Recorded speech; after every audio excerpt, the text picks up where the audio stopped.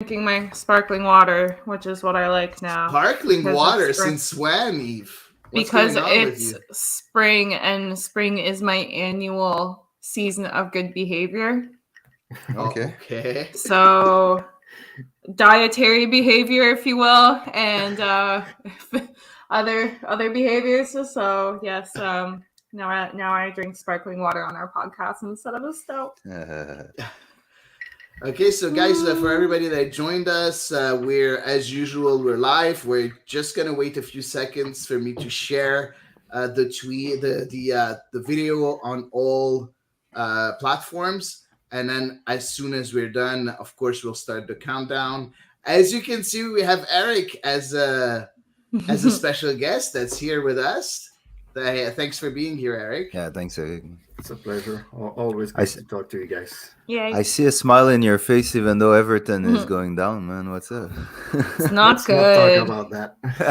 Yeah. Gotta leave, guys. So thanks. It was great. I'll see you. Well, you won't have to watch Michael Caine next week, at least. Yeah. Well, yeah. That's not good. My favorite player. Oh my god. Player. He's so entertaining. That's a kind way to put it. Man. It's a shame for that club, man. Such a nice club, and it's all wrong, man.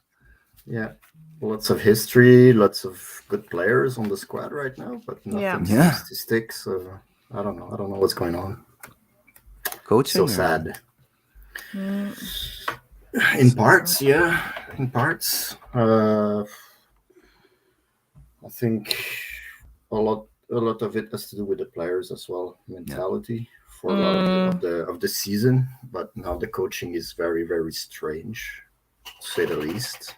4-3-3 today with what it will be Itukure and forget the third one in the middle. It was very weird. Oh, yeah. Then nobody seems to be finding DCL up top, which is. He's a good striker. Everybody knows that, but nobody gives him the ball. So I don't know what's going on there. Okay, guys, stop your EPL thing. Okay, we're done with EPL. Okay, there's plenty of programs on EPL. Let's go back to our show, guys. I'm ready. So whenever you guys are, we can start with the countdown. I'm ready, man. Good.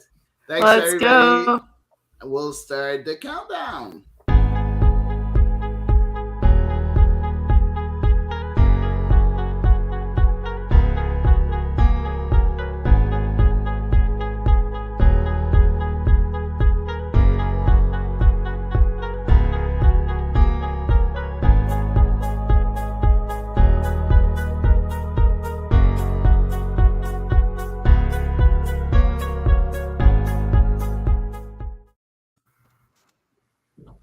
Hello, my friends. My name is Samuel Savy, and this week on the show, Montreal picks up its first MLS win of the season and a wild one away to Cincinnati. Gabriel Gervais addresses the media for the first time as president of the club, and Canada will face Belgium, Croatia, and Morocco in the groups phase of the World Cup. This and a lot more in episode 75 of The Ball is Wrong.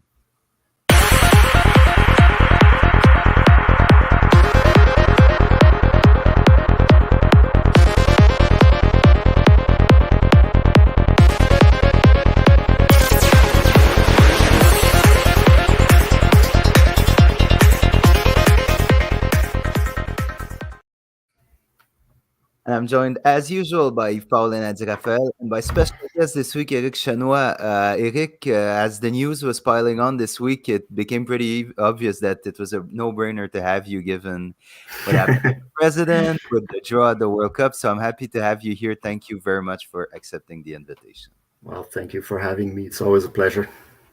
And how are you, Adi and Eve? I'm happy Marseille won today. So yeah, I saw that. Good job. Couldn't be happier. Yeah.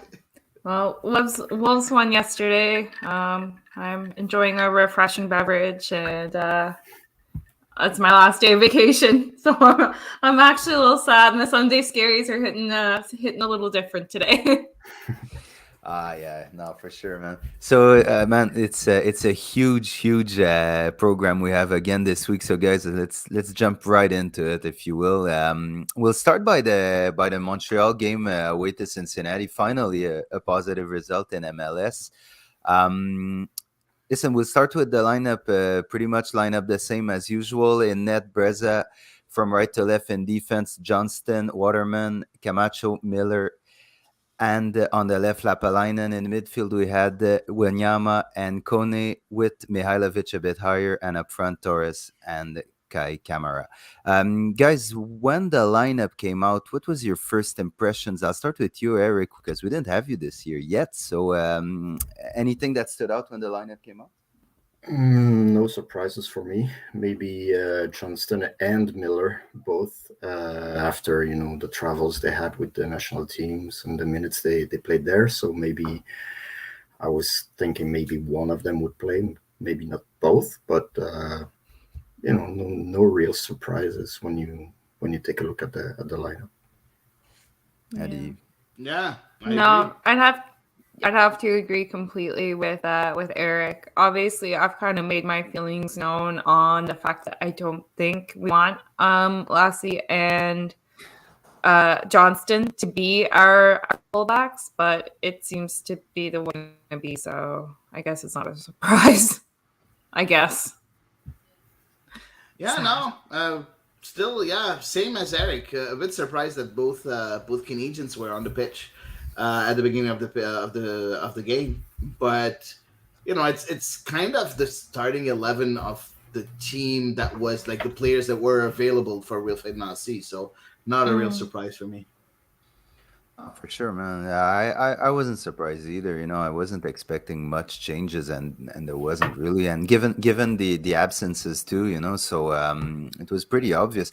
What was pretty obvious, it was Cincinnati's game plan that looked to be attack the left flank of our defense, exactly where Lassi Lapalainen was stationed. And to be honest, Lapalainen's defensive limits were exposed right away on Brandon Vasquez's first goal.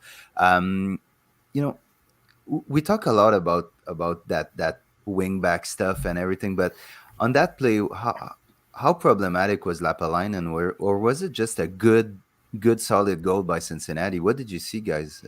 Whoever wants to get it going. Go ahead, Eve. Yeah, the first thing I'll say I really appreciated from Vasquez's point of view, I appreciated his dedication to, kind of remaining as in a poaching role when Sebastian Breza inevitably gave up the rebound for him and holding the ball really close to his body, which I know happened at the end of the move. But yeah, it was way too easy for him to move into the 18-yard box. I mean, it was shockingly easy for Alvis Powell to carry the ball as far as he did and as quickly as he did. And Alvis Powell, I mean, he's a serviceable player, but he's no MLS All-Star. But He's looking like Cafu out there yesterday. he was. Exactly. Yeah. No, he had a day and a half. He clearly did his homework on Lassi Lapalainen and on Montreal's weaknesses, and he profited. But no, in my opinion, he should have been shut down. Powell should have been shut down a lot earlier in the play. Yeah, I'm just ugh. Eric. How problematic was Lapalainen? That's the question I ask myself every week. He's just like he's physically weak. Yeah. I don't know.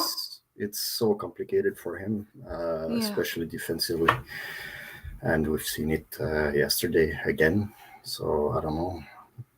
I think they must be working very hard on Chouanière to come back because Lapalainen is just not working. It's just oh my god.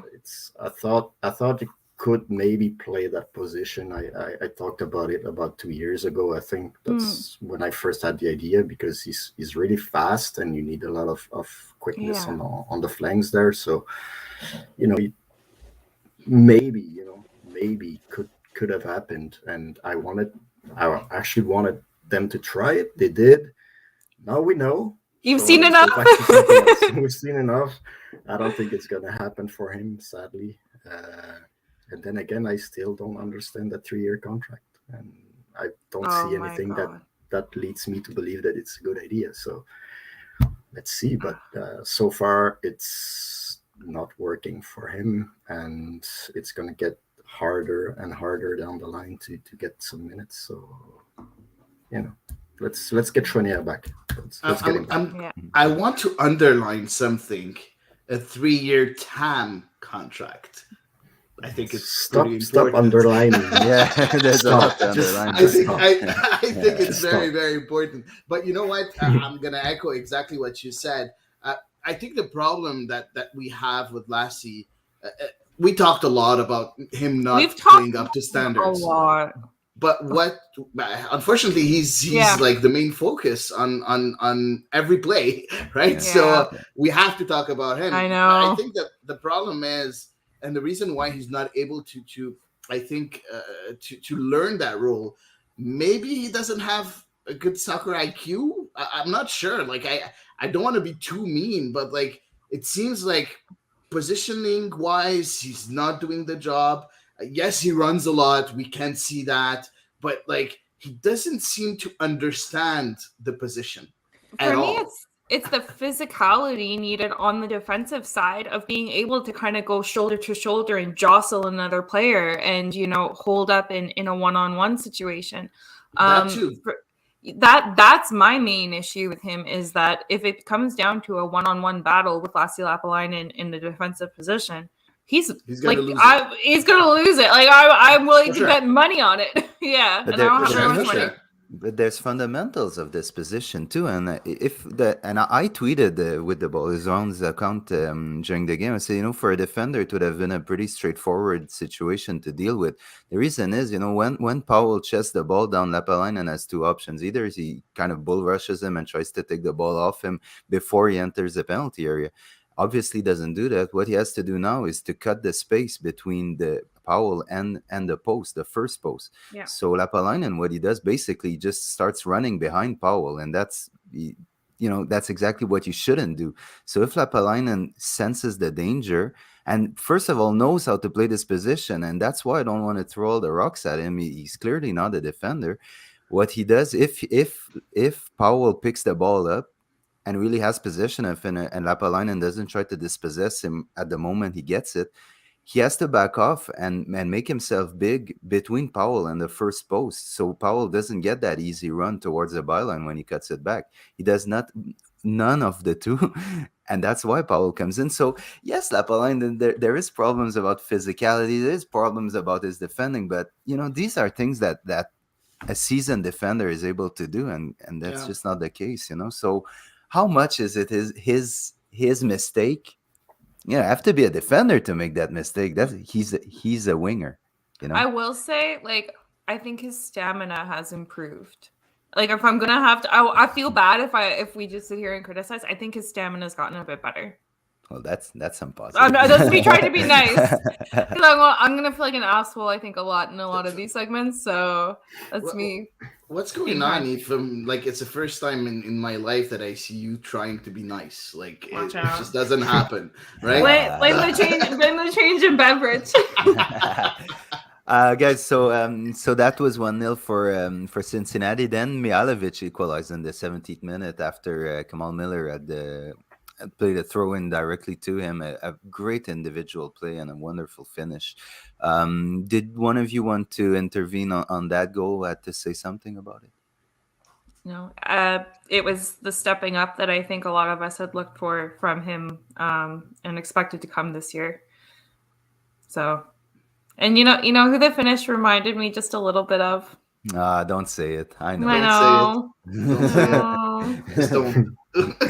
Good old Nacho. I know. I'm taking that corner. Taking that corner. I know, but no.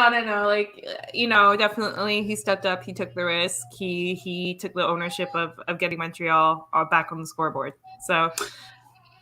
Yeah, I like in the presser, he was asked, the reason why he's scoring goals right now. And he's like, and the reason why he didn't do that last year. And he's like, it's the confidence needed to score those goals and to try those goals that maybe I didn't have last year and I do have this year. So it's nice to see a player that, despite the subpar results of the team, feels that confidence in order to try new stuff, and I like that. For me, it's growth, and he's trying to show that he's growing, and that's right now we can say that he does seem to be improving and growing. So yeah, very happy about that. Yeah. So after that goal, once again, Cincinnati went right on to the left side of our defensive backline and created the second goal, which was a cross turned in by Alistair Johnston. A very, very similar goal to the first one. The only difference is that Johnston got the touch but put it into his own net. Once again, the game plan was pretty obvious by Cincinnati, right? And what I didn't understand on that is that, yes, there's a huge defensive mix-up in our box, but when Cincinnati's player, was it Powell that picked up the ball again on that right flank? He was left all alone again, and so you have to ask yourself, what was the idea on defending? Hady, you had a little chat with Wilfried Nancy, I think, in the presser after the game. He talked about defending. What was up with that? No, he said that defensively, I asked him a question regarding the tactical system, because we do talk a lot about the tactical system during our pods. And, I told him, a lot of people are asking, because you said in the preseason that you were going to change maybe the tactical system, going from a 3-4-3 to maybe change things up a bit. And he's like, yeah, maybe defensively we're not changing much, but offensively we're trying to change a lot. So I didn't talk about the defensive structure, but mostly I talked about the tactical. But he brought it up and he said, yes, we didn't change too much defensively. I think that's a problem, because right now what's going on is that Miller is left all alone on 2 or 3 attacking players because of Lassie's prowesses, right? So I think that's a bit of a problem, and a lot of people are like pointing their fingers on to Miller. And for me, it's so unfair, because the guy is left all alone dealing with everything coming at him, right? So yeah. I don't know. I think people are harsh on Miller, really harsh. Yeah. Would you echo this? Eric, would you echo that sentiment? I don't think people are harsh on Miller. He had a bad game. His head was elsewhere. He was still at the World Cup draw, I think. He was thinking about Belgium and Morocco, and he was totally somewhere else. I mean, yeah, Lassie has problems. Everybody knows that, even since he knew it. So Miller has to be ready for that, and he wasn't. But can honestly, the boss of the defense is Camacho, and when Camacho has a bad game, everybody goes down with him. Yeah. So both of them were not right in their mind. I think something was wrong with them, but then again, it's a game against Cincinnati. There's always like 25 goals. So.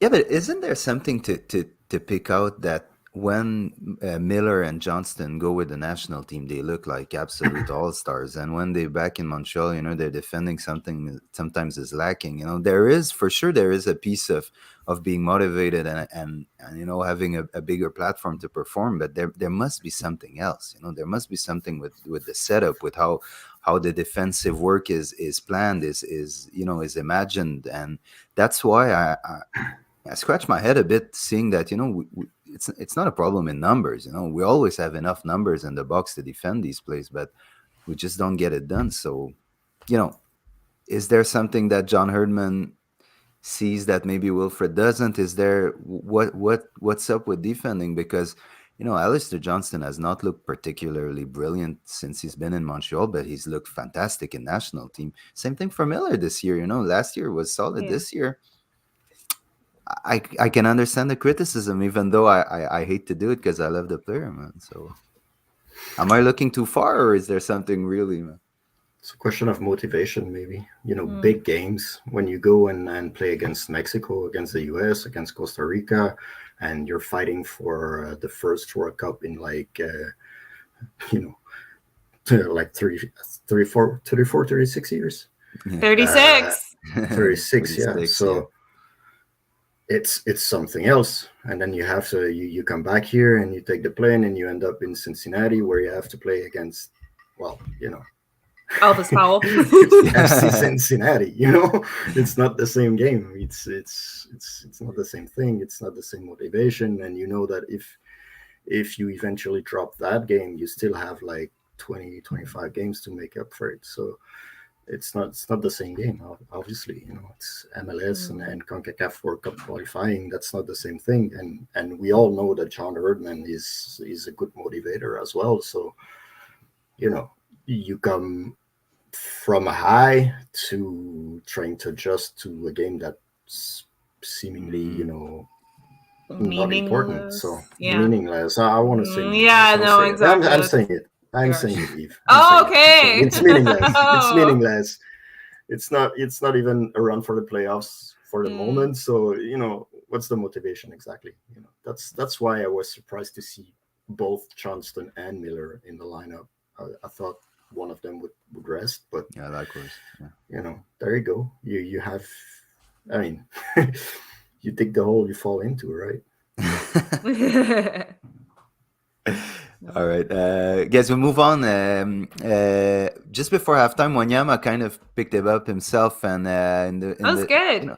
Listen, in the space of 5 minutes, he really showed his worth and why he's so important for the team. First, he walled the ball brilliantly in midfield to set up Mihailovic's second goal. Then 5 minutes later, he completely opened up Cincy's defense to send Kai Kamara on a breakaway, and Kamara finally got his first goal for Montreal. So, I wasn't expecting these 5 crazy minutes before the break, but so I arrived at halftime a bit confused, guys. What was your thoughts on going into the halftime break? What was your thoughts like? Okay, what does Montreal have to do to win this game? Because we've been through this often, and sometimes we didn't pick up any points. So, what was the feeling going into halftime? Don't defend it. That's a good point. Yeah, I agree with that. My thoughts, I don't know if I want to say it. My thoughts were, how are they going to drop this one? Yeah.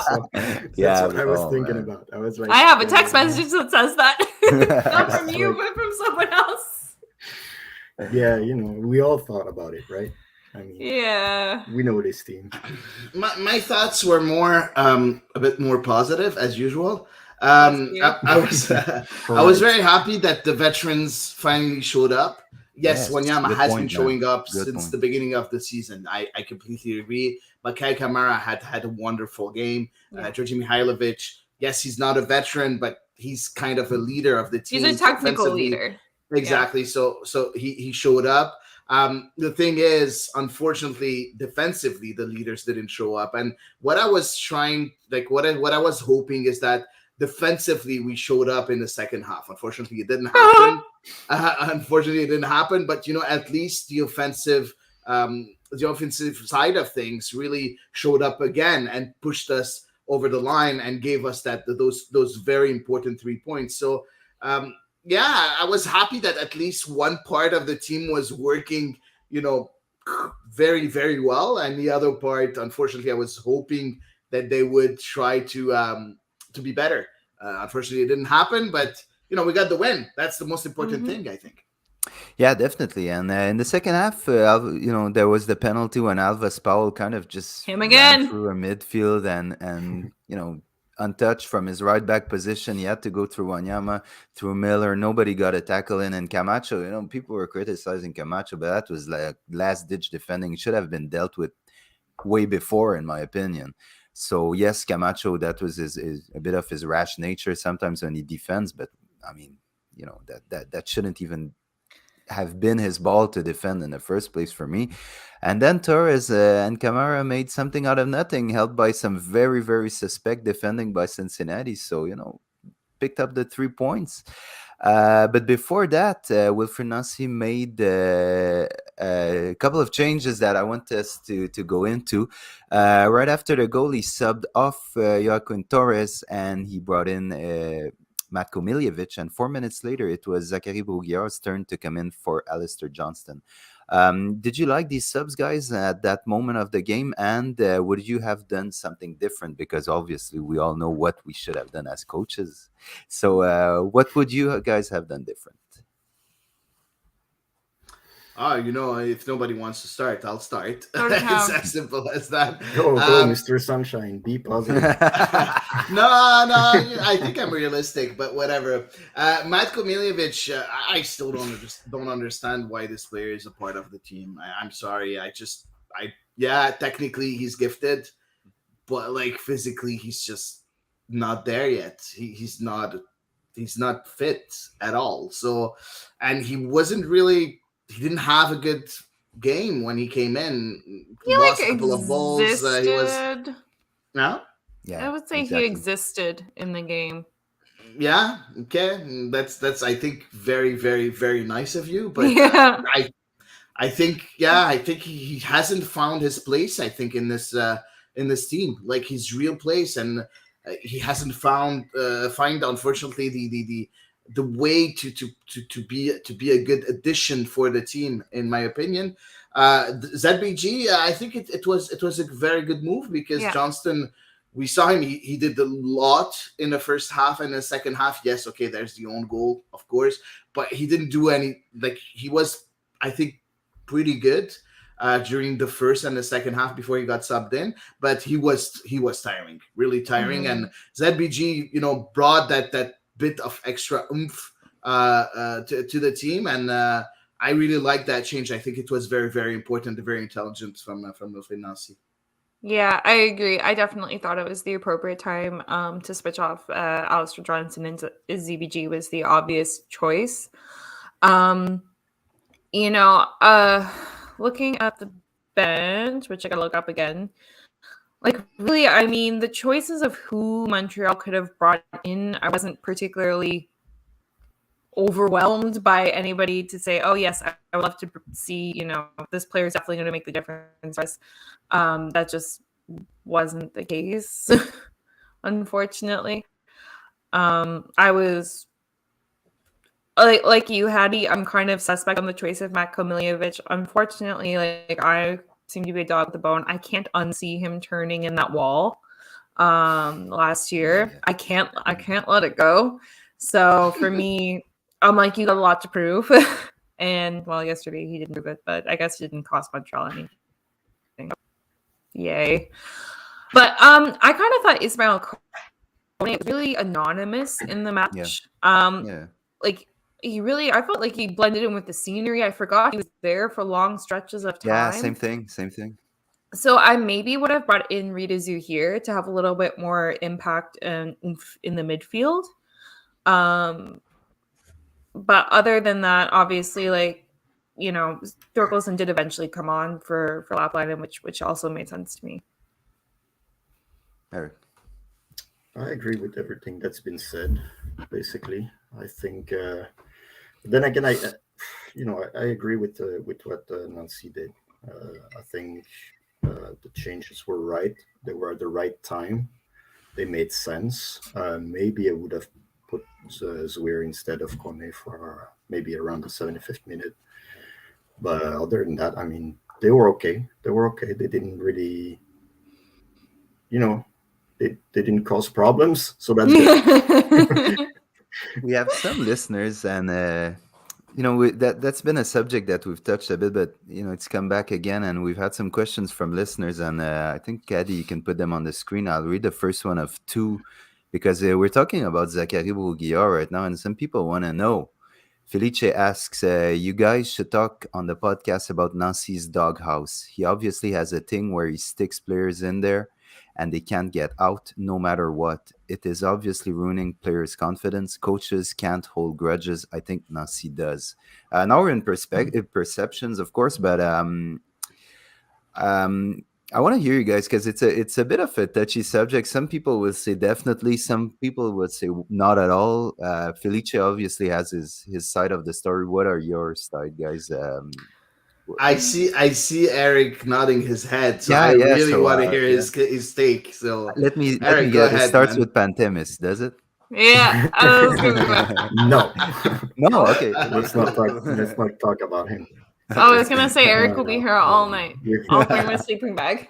we've said enough on the Yeah. subject. Yeah. Yeah. True. True. Uh, I think ZBG is in that doghouse right Okay. now, but is it Nancy's doghouse or is it Renard's doghouse? You know, Oh. Mm. Okay. I I, I Develop that point, think please. Yeah. maybe the club has seen something and decided that maybe it wasn't worth continuing too much longer with him.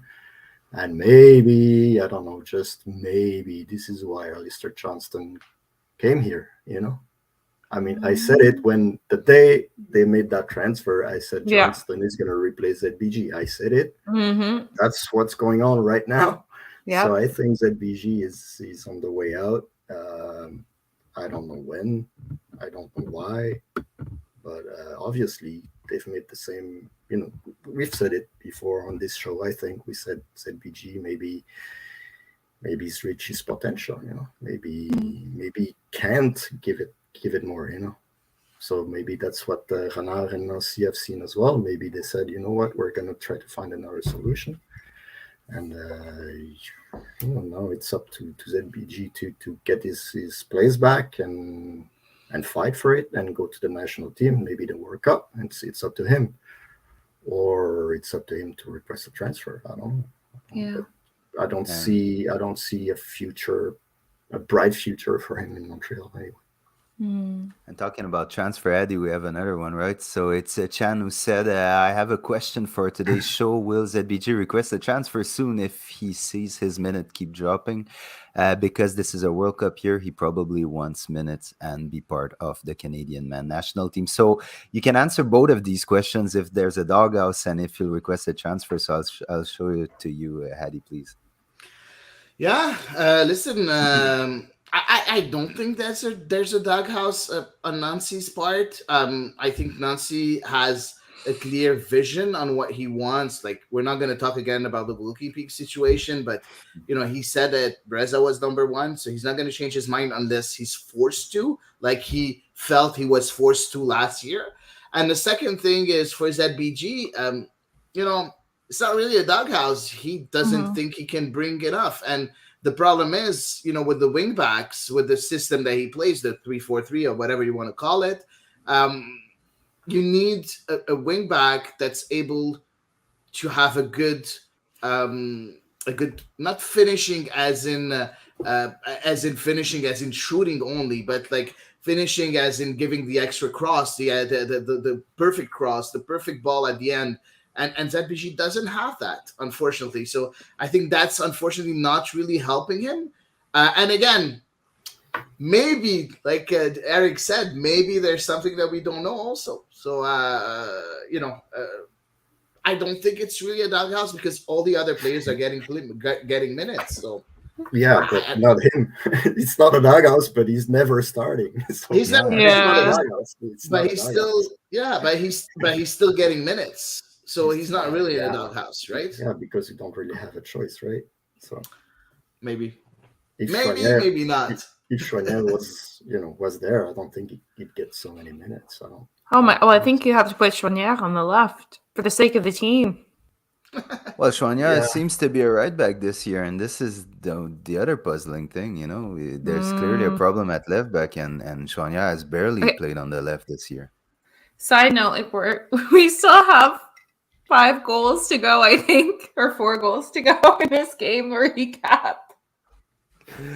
Oh yeah, no. So it's I'll try to answer Felice.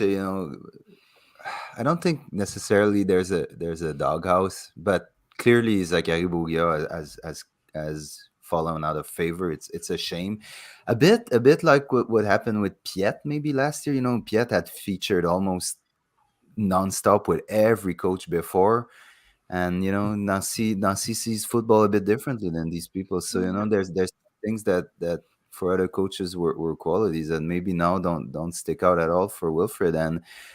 And so it's interesting what you say, Eric, when you say that ZBG was sorry, Johnston was brought in to replace ZBG, because I think the majority of people, myself included, saw Johnston replace Waterman. I wasn't expecting necessarily Johnston to play in that position at right wing back, and clearly that's going to be his position going up if it continues that way. So yeah, it's an interesting thing. Now for the transfer, ZBG, if I'm not mistaken, he's at the end of his contract. So, anyways, he's leaving. If I don't see a transfer, because he's going to transfer in July. But in July, he's allowed to start negotiating with other teams with the Bosman rule. So no need to ask for a transfer. He just has to wait it out. And unfortunately, it's a World Cup year, and it's not going to help him at all. So yeah, that's right. Same for Pantemis. Yeah, man. So it's gonna be a really, really interesting offseason. We're looking forward. It's gonna be an interesting offseason, but let's not go this far. So yeah, finally, to get back to the game. Importantly, Montreal managed the final minutes of the game much better than we saw at Atlanta, and we hung on for the win. Hady, you were at the press conference. What did the coach say after the game that is noteworthy?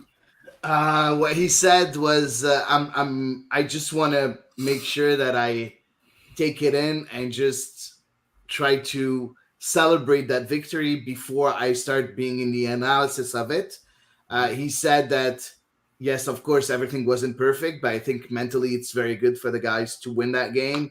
And he also said something I think that's also very important, that the team never gave up. And you have to give him that. You really that have is a to fact. give him that. They came back so many times. They came back so many times, but yeah, of course, I think it's good mentally. It's kind of it's a good thing mentally for the players to know that they are able to get those 3 points. So that's exactly, I think, what was the most interesting out of this presser, in my opinion. Imagine if you give up being down a goal, like. That would say a lot mentally about your team. Multiple times. That's just, that's funny to me that he says, like, they never gave up. They were one goal down. Like, if they give up on you, bro. Yeah, there's something wrong. You have questions to ask, right? So it's not even a surprise that they never gave up. I mean, they were in the game for like all 90 minutes. So, it's not like they were down 3-0, So, yeah, I don't know. So, yeah. But Eric, you're so spicy. It's a good point. It's a good point, man. For real. It is a good point. It is a good point. Yeah. But when you get, equalized, and then yes, you're one goal down, then you're winning 2-1, then you get to 2-2, then you're 3-2, then again 3-3. Sometimes it plays with your head, right? So it's nice that Montreal was able to always get that extra goal in and not give up. I think that's what he meant by not giving up. Yes, it's one goal behind, but sometimes, as a former player, of course, Eric, that, sometimes mentally when you get an equalizer from the other team, the team breaks down. As a player, I know that this is the kind of game that, it really puts you back right in the game every time they score a goal, So it's like, I don't see how anybody in there could give up, like I don't see Wanyama throwing his arms in the air and go like, what? Yeah, screw this, I'm going home. Like, like it's the end of the world. It's a tie game. Come on. No, 100%, man.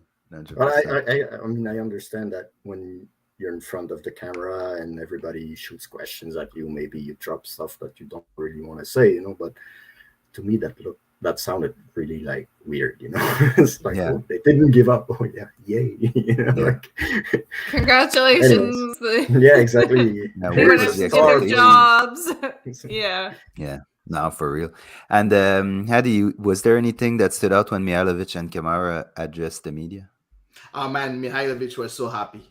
Yeah. Like really, really, really happy. Like super happy. Like he was smiling. He's like, at last. Like he started the conference was like, at last we have a win. He was very happy to score a brace, his first brace in his MLS in his pro career altogether. Wow. So He was very happy about that. And Kamara, man, this guy is like, it's He's just very unbelievable. charming. No, man. Not only that. He's so refreshing. He's so refreshing. He comes here.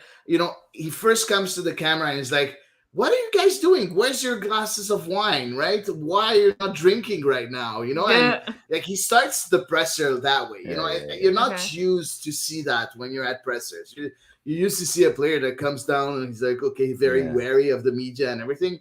And Kamara is like so chill, so relaxed, so out there. I don't know. I think it was nothing much that really stood up. Just that he said that he's happy that he has a house now in Montreal, so he's starting to cook, and he's very happy when he cooks. And, stuff like that. Like the guy is really, really, really nice. Was he here for like a month and he didn't have a house? Yeah. Oh my god, I have a couch. I live right by the stadium. Okay, guys, CF Montreal. Do you have enough space for his wife and he's just like 3 kids, I think? Oh, come on, Mr. Sunshine. That's not room nice. my living room is like somewhat spacious. Actually, somebody was here like to evaluate it the other day from like the city, and they said it was a large 3.5. Okay, good. Hey guys, we'll move on quickly to. We won't go too deep into Red Bull New York preview. I just want a quick word from all of you. What adjustments are required to get a win away at Red Bull, if any? Start with you, Eve. Is Mathieu Choignard going to be fit to start? Injury reports are difficult to get this year. Eh? It's very vague, I think. Yeah, we're entering like NHL territory. Oh yeah, definitely. Yeah, so for me, if Mathieu Choignard is fit, then he starts. Probably, I would rather he start. I know y'all have your feelings, but I would much rather on the left flank over Lassi Lapalainen any day of the week. If there's any remote hope of that happening, I think Nancy should definitely bring that adjustment. Otherwise, no, I think with a week's rest in their system, Kyoto should be back from COVID protocol as long as he's feeling better. So obviously, I would also give him the start up top. Cool. Eric, fix the defense. Yeah. Bring back Camacho. Oh, so easy. The real one. The one from last year. 2021 Camacho. Yeah. I have a question for you. Which one is the real one? Because 2018, 19, 20, we saw Camacho, and 2021, we saw another one. We don't have. No, I think 2018 and 19, we saw like one Camacho. Yeah. Yeah. No, but yeah, I don't know. I it's going to be very hard at Red Bull Arena, right? It always is. Really, really. Yeah, but New York is in form this year. Really in form. They're doing very well. It's a very good team right now. 3 wins, 1 draw, 1 loss, only in 5 games. A second in the table in the East. They're doing very, very, very well. So I think Montreal needs to bring their A game if they want to, do anything in that game. So it's not only choosing the right players and choosing the right tactic and having the right mindset, but being like 100% concentrated and fit in order to get just even 1 point from Red Bull Arena is going to be very, very tough. Oh, what? Yeah, no, I would once again take 1 point. Yeah. Sad. Yeah, unfortunately. Paul. Oh, yeah, we all know what he thinks of Camacho. Paul Vance. Hi, Paul, and thanks for being here, my friend. Guys, we'll move on quickly. Well, quickly, no, because there's a lot to say. We'll review Gabriel Gervais' first media appearance as president. So Gabriel Gervais was unveiled this week as the second club president not named Joey Saputo. And the presser obviously was the talk of the town on that day. There was some very, very interesting things that were said. And like you could expect, the first questions went right on to the rebrand. And Gabriel Gervais said that he was surprised by the way the rebrand was communicated, but thought that turning their back to the past of the club was not intentional by Montreal. Do you agree with that? I'll start with Eric, please. You said it was not intentional? Oh, you missed Like, that? I Yeah. yeah, I missed that. Yeah. I didn't hear him So say basically, he that. But said, I heard that there was a lot of things saying that, the club had voluntarily turned its back to its history and oh stuff. But he yes, said it was not intentional. The intention was only to put Montreal up front, that like the city, the town, the okay. word Montreal in Mm. front, and not So turn it I to guess the it. guy was paid to remove the impact logo from the the From photos the from like the the past picture.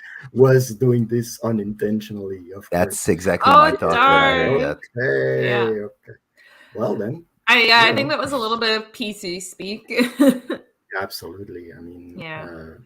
what I what stuck with me like all week after that presser is that we haven't been talking about Gabriel Gervais. We've been talking about the rebrand Again. Yeah. Still. every day.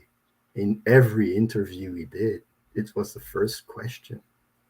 So it went that bad, you know, and Mm. it's still the number one subject matter that's flying around wherever we're talking about Yeah. Gervais, you know. So it's not even Hmm. the new president. Is it's more like, okay, it's cool. We have a new president, but is he gonna go back to impact? Exactly. Yeah. That's the Exactly. first thing in everybody's mind. And I mean, So they it's asked Joey to talk about it. Like, are we allowed to say impact? Like, they asked Yeah. and there was this whole Ask like yeah, discourse permission. Yeah. about yeah. it. But I Yeah. mean, 14 months in after the rebrand, you have uh, you've changed the slogan. Hmm. You've changed. You are changing the logo. You Hmm. You've changed the changed name. the name The name. because Surprise! you've dropped Club de Foot because it was so ridiculous that eventually it was going to happen. But Hmm. that's like, you are changing everything. So why not Yeah. just go back and say openly, you know what, we screwed up. Uh, let's go back. And like, there's precedent for it. Yeah, absolutely, Chicago. absolutely, Yeah. absolutely. Columbus. But Yeah. anyway, we could spend all day on that. Yeah, Yeah. yeah, exactly. And again, as I said, we're talking about Gervais. No, we're talking about the rebrand. Yeah, That's here we are. they're True. gonna have to do something about it. It's obvious because it's never gonna go away. You know. Yeah, it was the elephant in the room for sure, and it was addressed in part, but you saw that the club was treading very very lightly Yeah. they were talking about it. So it's yeah, and Chanier is right. He says Joey started the conference by saying FC Montreal. Oh, yeah, true. He did. Struggle is real. That Yeah, so wasn't a it was. that wasn't a good look for Joey right there. But at least he didn't say impact. Imagine Yeah, Yeah, that would have been really that would have funny. Oh been boy. What that I would have been thought was something really, else. really funny is that at one point Joey Saputo was like, "Yes, we have to be careful not to do the same Oh yeah. decisions of the past." yeah, that was wild, man. And I Yeah, was like, but Are you? Were you gonna say mistakes? Yes, he Like was. He really?" was. Yeah. Oh, my mom, like he answered that question in English, and my mom caught it because I watched the press conference myself, and then I watched it with her like later that night, so I could translate the answers in French for her, and she caught that right away. That was like the big takeaway for her. And in fact, she talked to me about it like 2 days later. Oh yeah. No, It it was was funny. a. Um. Yeah. So back to Gervais. When asked how he could make the club relevant again, he started by saying that it was all about listening to the community and to be open to the fan base. He stated that the club's mission is giving back to the community, and he talked about the academy and the accessibility to football for underprivileged communities and stuff. That was really interesting. Um, Interestingly enough, the following question was about Section 132 and the ultras. So he started by saying that the Section 132 was now reopened, but then precise in which form it was now open. He said that he needs to have a talk with the ultras and that the goal would be to unite all supporters group in what would seem to be one section. Um, Eric, I know your affiliation with the Ultras, and you were a member for a long, long time. What did you see in this statement? Is it something that you think is possible? Well, first of all, I was not surprised because word has been running around since last year about that. So it was to be expected, especially when they started selling season tickets and individual tickets. You could see that there was no 132 open. So, um, no surprise there. But is it going to happen? That's the big question. You know, uh, it could have worked if, and I'm gonna make enemies again by saying this, but one of the groups, and I'm not gonna name it, uh, backed out of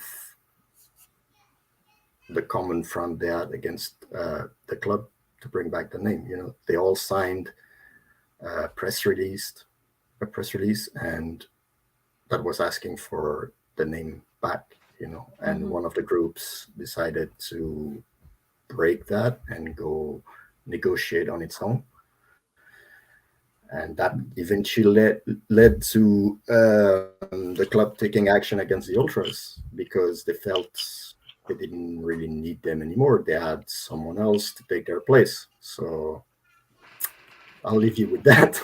Can it Mm-hmm. happen? How is it gonna work now? Like when you backstab someone, you don't expect them to bring flowers at the next meeting. Mm. So I don't What see it happening, It obviously. just makes me so sad. Yeah, but Eve, you're with the It's sad. 127s. Mm-hmm. How Yep. did you see that announcement on your behalf?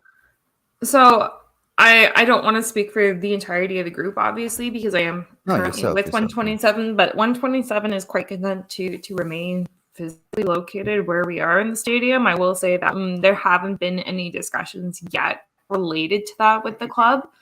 Um, so I mean, for me, like in 127, of course, obviously we're significantly closer to section 132, and so we do play off the ultras a lot. They do give a lot of energy to our very small supporters group, and obviously 127 has adopted a stance, and yeah. So for me personally, not speaking on behalf of the group, but me personally being physically located where I am in the stadium, I would be so happy to see the ultras back in 132, but I completely understand that like the amount of water under that bridge by this point has probably eroded the bridge entirely after it's already burnt.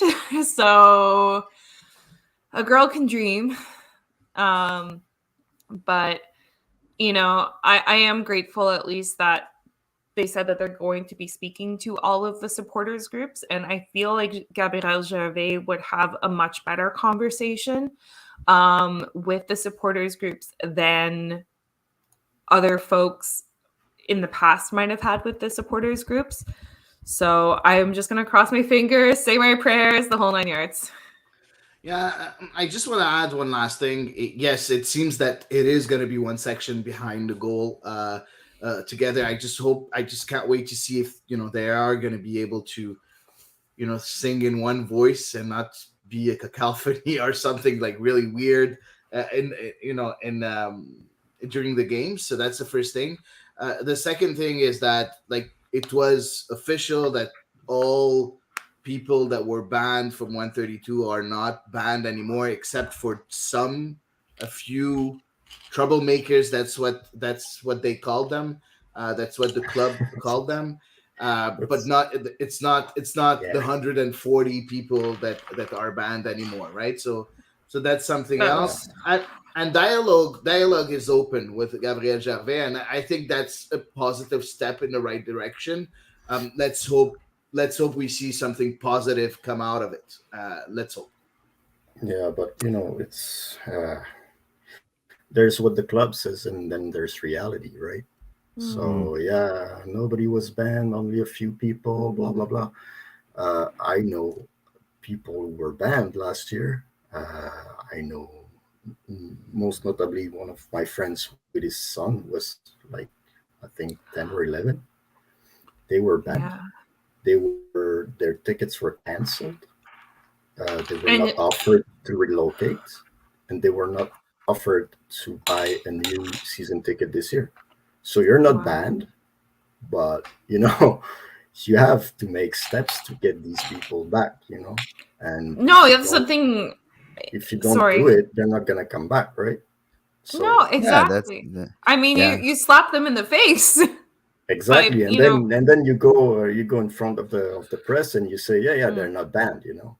They're not banned. It's great, you know. They can come back. And, well, pick up the phone and call them, because I was gonna say, it's not happening. If I had been unjustly banned, like, you know, that gentleman and his son, who, you know, if I had been unjustly banned, I would be like, seduce the bejesus out of me to come back. I think that's gonna be his.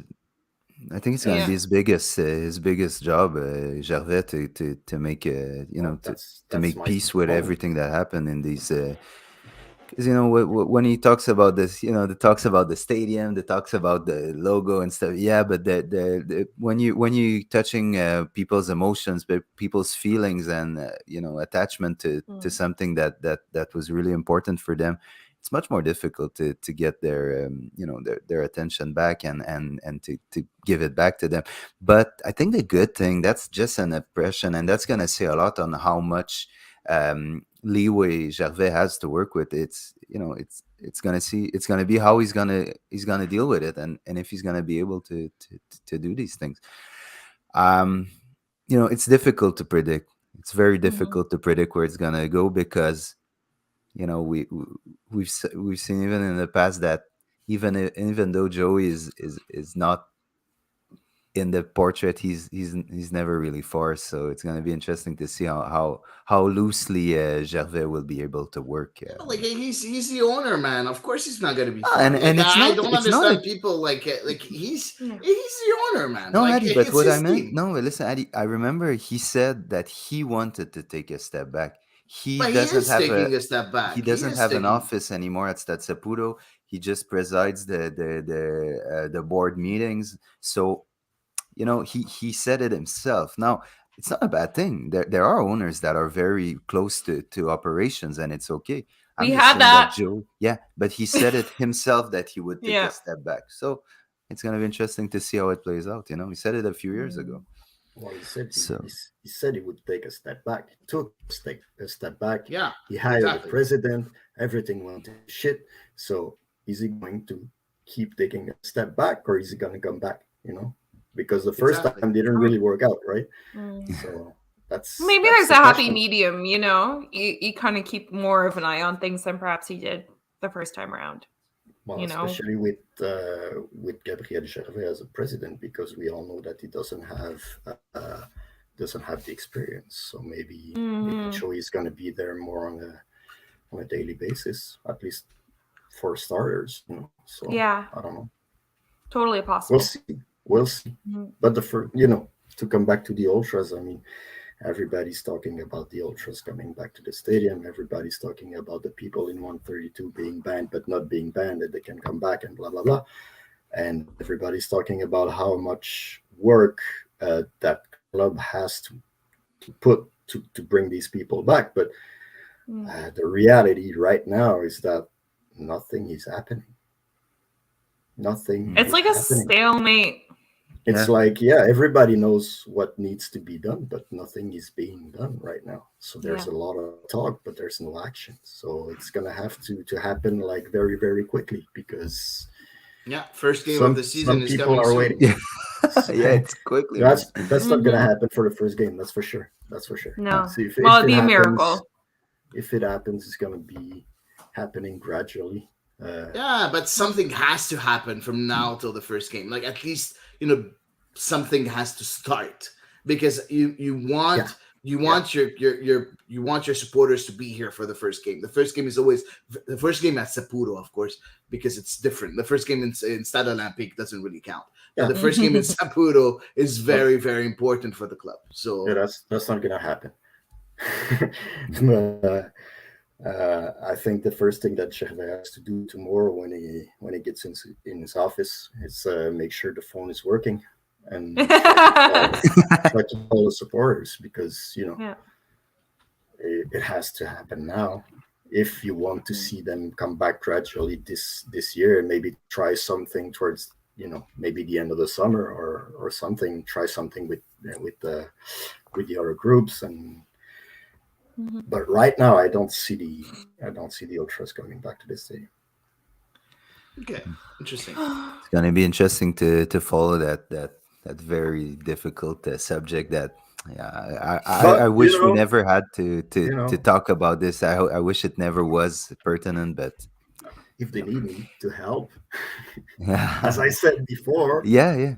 I'm available. I will retweet your tweet from like August of last year. I can speak to everybody involved. I know both sides of the medal. I've been in the group for a long time. I have nothing to do with them anymore. So I can try to fix things a little bit, but they're gonna have to work, of course. I'm not gonna go there and go like, say, do this, do that. It's not gonna happen this way. But I can talk to people and see what can be done, and maybe help them towards a shaking of hands, maybe, at least. Are your DMs open for those wondering if should anybody need to reach out to you? Yeah. I'm they have my phone number, so okay. let's just say that they have my phone number. They know me. Even better. Hi guys, just before we move on to the men national team, there was an interesting moment during the press conference. Was when exactly the opposite of the narrative of the Gilmore era, Joey Saputo straight up admitted that we are a small market in Montreal. And he had been saying throughout the years beforehand that Montreal was a big market. So why did he completely change his thoughts? I saw that you, Hady, man. You're quiet. I'm quiet because I think we said enough on the subject, and for me, I think it's a very positive move that Gabriel Gervais is here. I think it's a very good choice to bring a next player. And he started his press conference by saying, 20 years ago, I played my first game with Montreal. Yeah. And, his opening statement was a reconnection with the past. And I think that was very intelligent. So I think it's a good move from the club. So, let's see what he's going to be able to do. So for me, I want to be a bit optimistic. I want to give him his chance. I understand that, we're not used to be optimistic around the club, but I think we need to right now. We need to trust in the process. Now, to answer your question, Sam, are we a small market? Are we a big market? I think that it's the market. It's an evolution of the market. I think that in order for our market and to target a big market in Montreal, you need first of all to make sure that your small market is interested in the product. And right now, the small market, unfortunately, feels a bit betrayed by the product, even if on the pitch it's been awesome, right? We didn't make the playoffs, but I think that last year we enjoyed our season. I did enjoy the season. I did enjoy on the pitch what happened with Wilfried Nancy and with the club. So I think that was interesting, on the sporting side of things. So I think that right now we need to reconnect, and it is a small market right now because the people that you're able to target, unfortunately, it constitutes a small market. But as soon as you start winning, and of course you have a positive line of thinking, a positive something that like moves a narrative us to the future, and a good narrative, then at one point you start targeting other people that are outside of the current market right now. That's interesting, Eddie. So for me, it's all kind of related to maybe market is not the right word. For me, maybe it's the audience that's the good word and not the market. The audience right now is really small, but it can grow. But in order to grow, you have to make multiple steps in the right direction. And I think right now the club is trying to do that. Let's hope they continue on doing that. That's what I have to say. Anything to add, guys? Yeah, well, about that market remark from Saputo, we all saw it, right?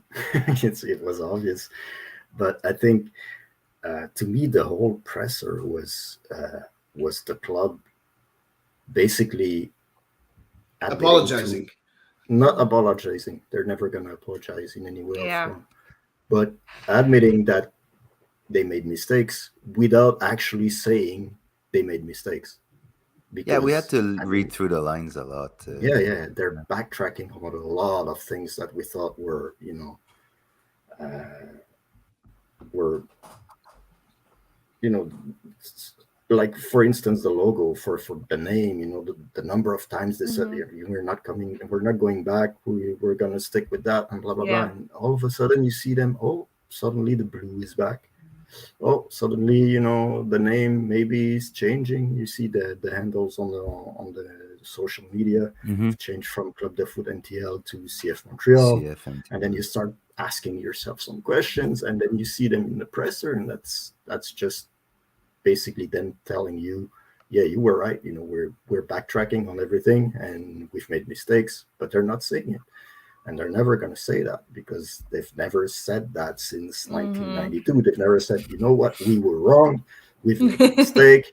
We're going to fix things. They've never said that, and they will never say it. So, but I've never seen a club saying we've made a mistake, right? Never? Columbus Never. did. Columbus did.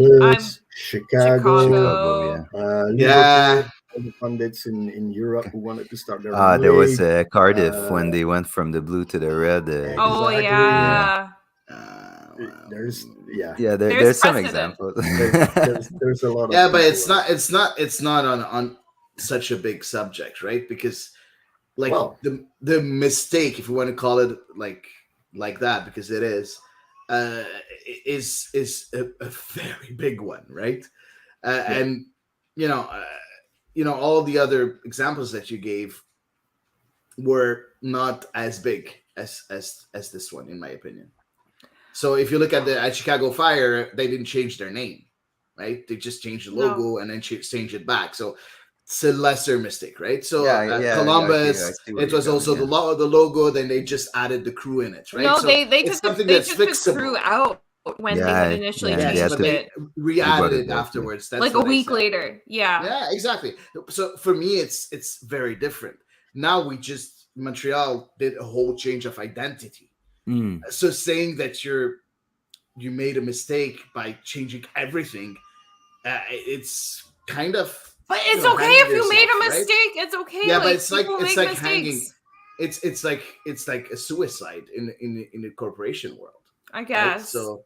But people would be so open to listen. If it's heartfelt, if it's genuine. People are really. Coming in a compassionate way and explaining, we tried something, whatever, and you might have liked it too. It's okay, but it's maybe not what we needed. But it's just it's the attitude, the important stuff, not necessarily the end game, but the attitude is very important in that. So let's wait and see what's gonna happen for the future. Because we have to move on, Eric, because you need to leave soon. But I want to hear you. I want to hear you on the draw. So we'll move on to the men national team. After a ceremony that seemed to last for days, we finally got to know who Canada would be matched in the group, and we were the last team drawn, obviously. We are drawn with Belgium, Croatia, and Morocco. I'll just go quickly. FIFA rankings: Belgium 2nd, Croatia 16th, Morocco 24th, and Canada 38th. In Europe, Belgium won their group without losing. They won 6 and drew 2. Croatia in their group won 7, drew 2, lost 1. While Morocco won all 6 of their group games in Africa, and they beat the Democratic Republic of Congo 5-2 on aggregate to qualify to the World Cup. Eric, what was your feeling, and what can you say about Belgium? Lay it out, man. Oh, Canada.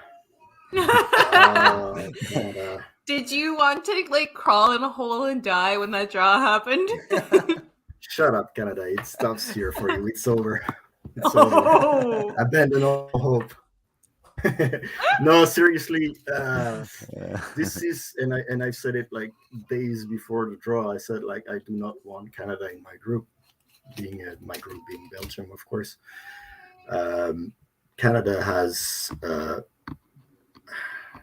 the weapons to cause some trouble in Belgium's backline, which is, of course, the big problem for Belgium. It's always has been, but it's getting worse. So I can see Larian, David, or anyone Davy else should be making fit. a run at the defense and going through and scoring a goal. It could happen. Oh wow, interesting. You're much more optimistic for Canada than a lot of Canadians, Yeah. but you've been following Belgium maybe more than us, so that's interesting. I know Belgium much better than you guys, so Yes. I know we can Yeah. without stupid goals. We can, and we do. I mean, look at the recent games we played, notably against Ireland. The defense was so crap. It wasn't the A team, of course, but this is this they were like. This is the way we defend. This is Belgium. I mean, just look at them, and you'll have an idea of what we can do against our own team. This is it's of course it's a big team. It's a huge team. We're number 2 now. We just lost the number 1 rank to Brazil, which shows that we're slowing down. Of course, we are. But you have De Bruyne, you have Hazard, if you can play, you have Lukaku, you have like weapons everywhere. It's a huge team. It's and you see that team when it's going wrong, like against Japan in 2018, they can turn it around. They can have that little strike of luck at some point, like the first goal that they scored in that game. And then they can crush the opponent, So it's a huge machine. It's going to be hard for Canada to do something in the midfield. I mean, John Herdman is not like the biggest tactician on earth. Yeah. I understand that Martinez isn't either for Belgium, but I think he's superior. So tactically, it's going to be a hard battle. So it's. I'm proud of that Belgium team, and I want them to win a trophy finally. So hopefully it's going to be this year, but I doubt it. I was much more. I thought 2018 was going to be it, obviously, but it didn't happen. But man, we could have. It was so close. That's so sad. The kind of stuff that you dream about all your life, and then you're so close to it, and then you have fucking friends. Oh no, not friends. Sorry about my French friends. It's okay. It's Eve's mom that will not be happy. It's all good. She's the moderator, so I'll you have apologize. to be careful. But this year it's possibly their last possible shot at a trophy. So you have guys like Vertonghen and Alderweireld at the back who are like really getting old, and it's the last chance for the golden generation. So they're gonna want to start this tournament on a high note. And sadly, this is for Canada. So I think it's gonna be really, really hard. So if I understand correctly, like the game between Belgium and Canada, you'll be a Belgian. Right, 100%. 100%. I've been dreaming about this like all my life. Seeing Belgium lift a trophy. This is what I live for. So it's. I love Canada. I mean, I want them to do well. Just like the other 2 matches, you'll cheer for Canada. Yeah, absolutely. Yeah. If they can help us go through. Easily, I love them. No, seriously, I really wanted them. Well, I said I didn't want them in my group because I know that they can cause trouble to Belgium. I mean, let's face it, there's a huge chance that Belgium is going to win this like 3-0, all right? But there's this little chance that they might do that little stupid goal like in the 65th minute and Belgium struggling to score a goal, and then it ends up like 1-1. I can see that happening with that team. So either like I know Belgium, I know Canada, I know it could happen. It's not far-fetched. I've seen Belgium struggle against teams, and when they struggle, they start doubting, and they start doubting, and they start doubting again, and then they have this hard time getting the machine to run. Sometimes it doesn't start, so but it's again what plays against Canada is that it's the first game of the group. Yeah. So Belgium is going to come like all guns blazing, and I'm sorry, but it's going to be so hard, and they're not going to give anything to Canada. They're going to want to start this on the right foot. So it's going to be super hard for Canada, but there's always a slight chance. I am scared of that. I'm scared of that. Well, I'm not going to sleep for like 8 months. Do you realize that? Oh my God! I'm gonna have nightmares about it. Well, Eric, for sure, you're giving hope to a lot of Canadians, because my friends who follow football, internationally, they didn't give much of a chance to Canada. So you're the most optimistic for Canada that I've spoken to recently. So that's interesting. I'm pessimistic for Belgium. That's what I am. I'm not optimistic for Canada. I think, again, as I said, like the chances are high that Belgium wins this, like easily, but there's that like 5% chance there, and I don't like it. So we'll see. But then, the group is hard too. Yeah, Croatia, it's a tough group. Morocco is not easy. Solid. Morocco is not easy. Croatia is still Croatia. But looking, if you're everybody's if you're a Moroccan and you're Croatian, you're looking at Canada and you're like, it's not going to be easy either, right? Not if you're Belgian, but if you're Croatian and you're Moroccan, Canada has shown to be it's not pretty good.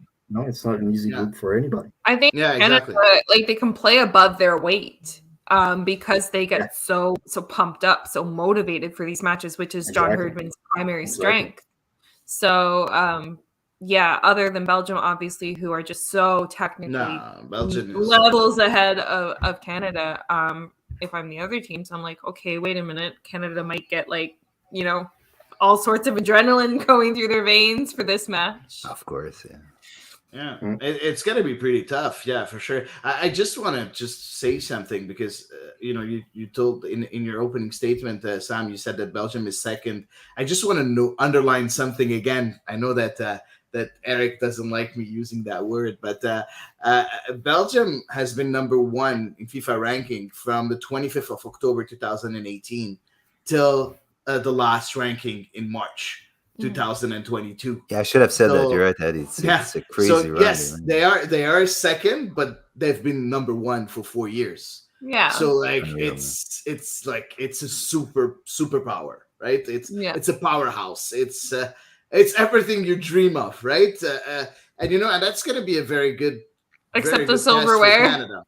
No, it's going to be a very good test for Canada, and I think that all players are going to grow, even if they lose 4 or 4-0. They're going to grow from that experience. I think all players, because we have a very, very young squad with Canada, so I think that's going to be very interesting to see them go head to head to those superstars like Kevin De Bruyne, man. Like, like it's gonna be. Do you realize we might see a Samuel Piet against Kevin De Bruyne?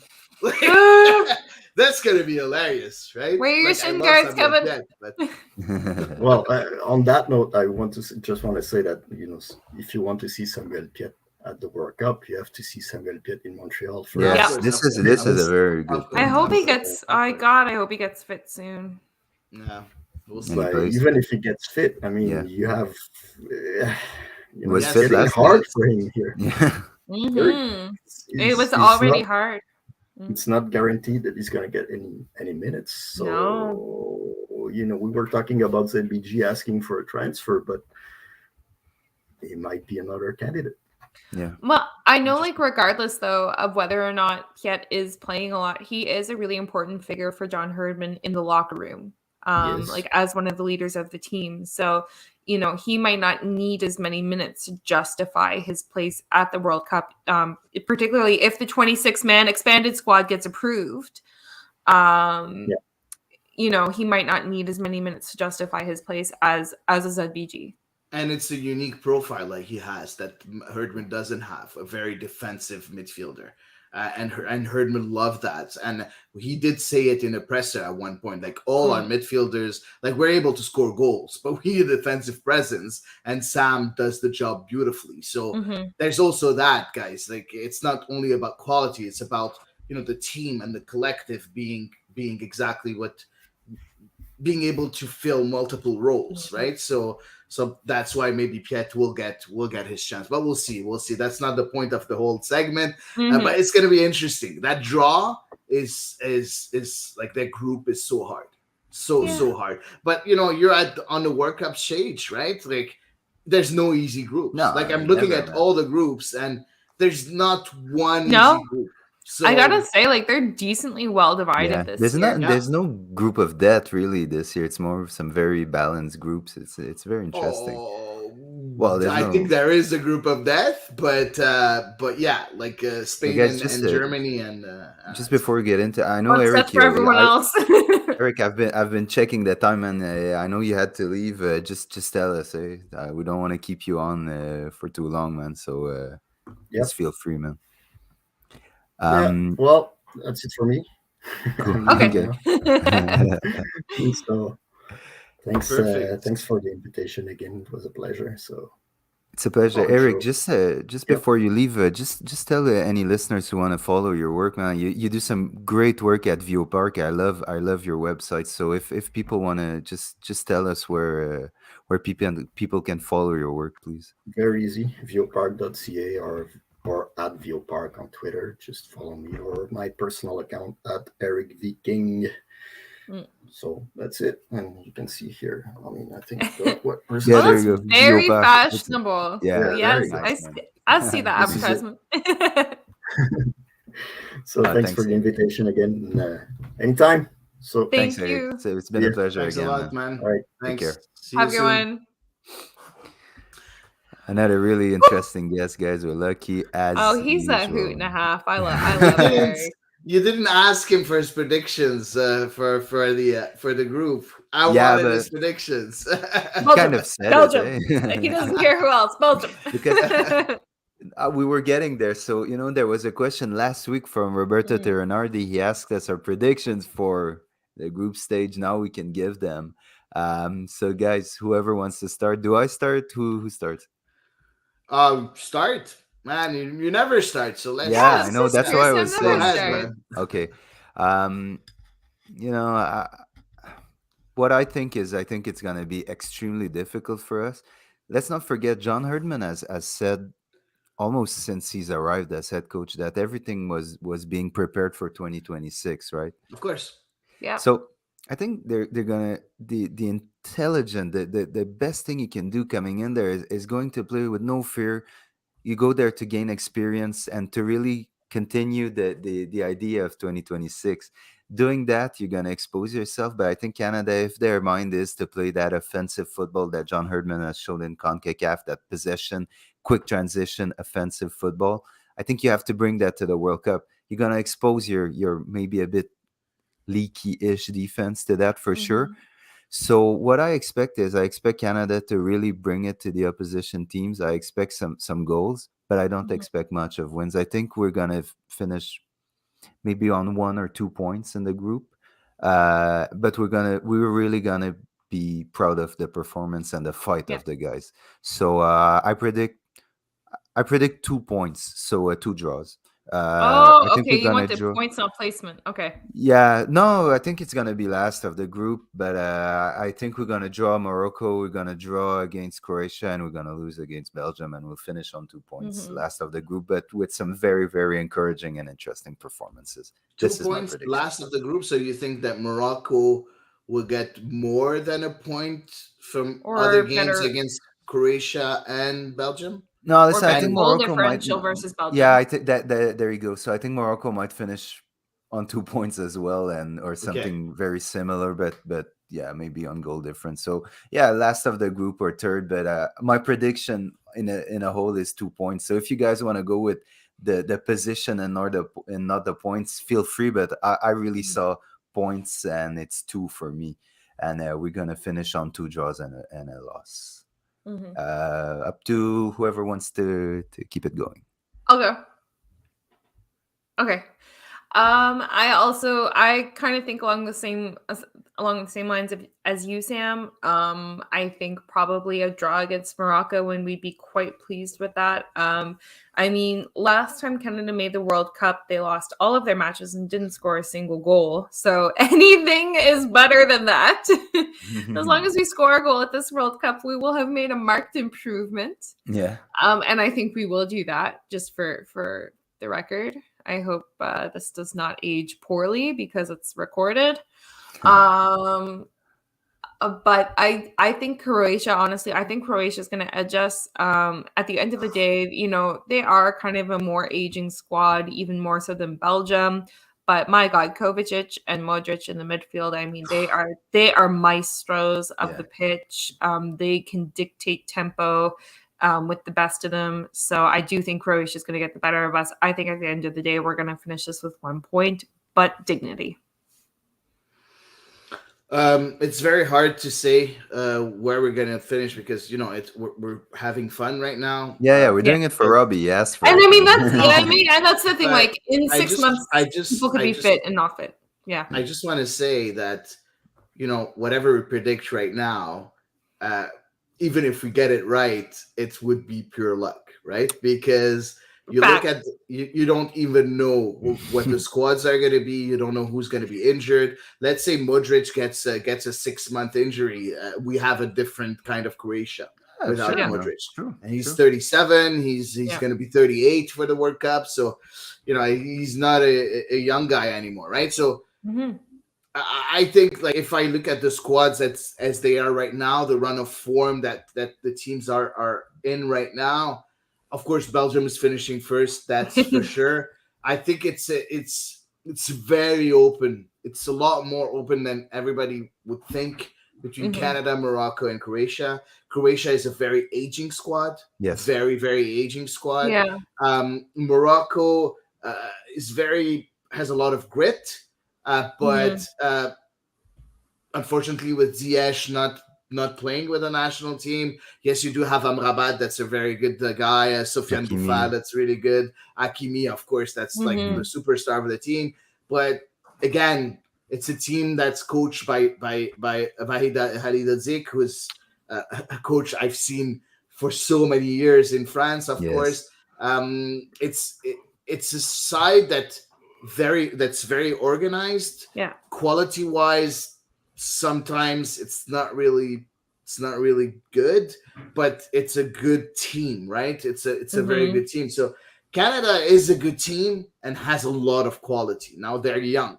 We're going to see how they're going to be able to prepare themselves to be able to compete on such a very, very, very important stage. And I think the highest level in the world, all sports included. It's the highest level possible. So then again, I'll give my predictions. I still finally think that, I'm going to give two things. First of all, I'm going to give the objective of Canada, in my opinion, and then I'll give you my predictions. The objective is very simple. As you said, Sam, 2026 is the big target. Yeah. The objective right now for Canada is, yes, of course, scoring a goal, but it's at least getting a point and at least getting 2 points, or, not trying to figure well in that World Cup. All the games even if you lose the 3 games, it's not a problem as long as it's 2-1. It's close and it's tight, right? That's going to be you have to be competitive. Exactly. Yeah. That's the objective for John Herdman, and it's going to be a learning experience for Canada.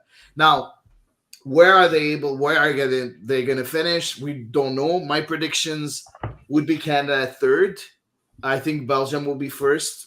Croatia will be 2nd. Canada would be ahead of Morocco. Okay. And I think that Canada can get, if not a draw, maybe a win against Morocco. I don't think they'll get any points from Belgium and Croatia unless Croatia is really diminished by injuries or. And I mean, it is their 2nd game, so they could even do a little bit of rotation, possibly. Like, again, it's it's in November, guys. Yeah, It's it's Yeah. 6-7 speculation. months, We're just right? having Like fun. I Yeah, no, want to. no. Can we like It's revisit this a little closer Yeah, of to it? course. Like I I mean, think we'll these revisit are like our outlandish predictions. Yeah, yeah, of yeah. Yeah. course we will. But looking at what we're seeing, right, like let's say Alfonso Davis cannot play, No, and it's Laren cannot play, and Buchanan cannot play. Like you're not good it's not the enough, same right? thing. Yeah. Mm-hmm. So we'll see. But looking at the squad as they are right now, I think Canada can pull off a win against Morocco. Dun, Cool. dun, dun. Guys, just really quickly, if you have one, is there another group that you'll have a curious eye on? If any, maybe there isn't. So Shine is saying 3 wins. David will be the Golden Boot winner. Man, this guy. Chan, what are you smoking? That's it, Chan. He said so many comments that are really interesting. Can't wait to see Piet tackle on De Bruyne. Oh god. If Ziyech is back with Morocco, it's going to be even more difficult for Canada, of course. obvious, yeah. There's a small comment. Sorry, I didn't have time. Sean Richardson, I think he's a friend of yours. Yes. As long as Belgium doesn't beat us too badly to destroy our differential. Yeah, I that's completely important. agree. Yeah. Differential is so important. Oh, it's the first tiebreak, right? Mm-hmm. It is the first tiebreak. Mm-hmm. It is. Yeah. Yeah. So guys, but anyway, for other groups, I think Group E is going to be a bloodbath. Because Japan punched well above its weight, I think, in 2018. I think Japan Group E is a good team, man. Exactly. Very good team. Exactly. So I think Group E is actually going to be really fascinating because obviously Germany seems to have been kind of in a bit of a tailspin, really since 2018, and they kind of seem to be in that restart phase of the cycle. So I'm curious what Group E brings. So just for reference, Group E is Spain is the winner of CONCACAF against Oceania playoff, Germany and Japan. Hady, do you have your eye on another group? Sorry, I'm gonna cheat. I'm gonna choose 2 groups. Sorry about that. So as you guys know, I am Lebanese, right? So I do follow a lot the Asian qualifiers. I've watched so many games in the Asian qualifiers. So the Group B for me is going to be very interesting. England with Iran and USA, and we all know the political ties between Iran and USA, and also England to a certain degree. Exactly, but and the it's a Euro rematch of playoffs too. '98. I remember this game in '98, and I guys, I don't know if you remember Estili's goal, the header from about like 17, 18 yards out. It's one of the best headed goals I've seen all my life. And Ali Daei, man, Ali Daei scored so many beautiful headers. But Estili's one was special, and I'm very interesting to see. And England has always been a bit of my outside team because of their ties with the Premier League. So Group B for me is my other group that I'm keeping an eye on. But just finish your thought, Hady. I'm sorry. Yeah, it's very interesting, the Group B. And Iran is a very good team. A lot of people are looking at Iran being weak. Not at all. I've watched Iran play the 2 games against Lebanon, and it's really tough. It's a very good team, right? And of course, the other group that I'm looking at, it's my national teams never really made it too far in the qualifiers, being Lebanon and Canada. Now I'm so happy that Canada is here. I'm gonna root for Canada like all the way, of course. But my other team, that's the team that I had dreams of, is Brazil. I'm a big Brazilian fan, very big since 1990. Brazil will be the team that I'll be looking at pretty closely. So Brazil, Serbia, Switzerland, and Cameroon, Group G. It's gonna be a very interesting group for me. Very interesting. Cool. Guys, we'll move on to the women now, because this week we play our first game, first of 2 games against Nigeria in the continuity of the celebration tour. We talked about this a bit last week. Hady, you said that you didn't want it to be too much of a celebration tour. You wanted Bev Priestman to take it a bit more as a competitive game. So now that we have the squad that's been invited, we they're we know a bit what we can expect. What can we expect of the mentality of the team going in? What do you expect Canada to bring against Nigeria and Vancouver?